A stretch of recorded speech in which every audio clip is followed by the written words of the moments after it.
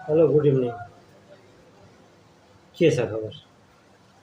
यो हाम्रो नेपालमा अहिले साँच्चै हो र यो आएको जापानिज इन्सेफ्लाइटिस नामको यो मच्छरको टोकाइ, लामखुट्टेको टोकाइले गर्दा यो आउने जापानिज इन्सेफ्लाइटिस धेरै खतरनाक भइरहेको छ अहिले हाम्रो नेपालमा। अहिलेसम्म लगभग 21 जनाको ज्यान गइसकेको छ। त्यही भएर सबैजनालाई होसियार सतर्क हुनलाई आग्रह गर्दछु र लामखुट्टेको टोकाइबाट बचौँ। आफ्नो घरको छेउछाउमा धेरै पानी जम्न नदेऊ, कचरा आउन नदेऊ।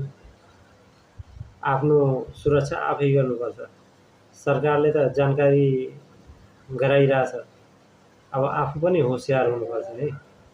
सबैले सरकारले नै गरोस्, सरकारले नै गर्नुपर्छ भन्ने केही छैन। कुनै पनि कुरा सरकारले मात्रै गरेर हुँदैन।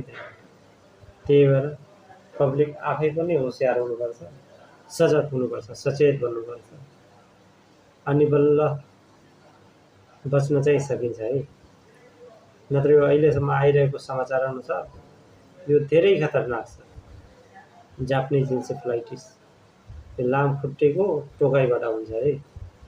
त्यही भएर अब खास गरी गाउँगाउँतिरका लामखुट्टेको टोकाइबाट बच्नुपर्छ।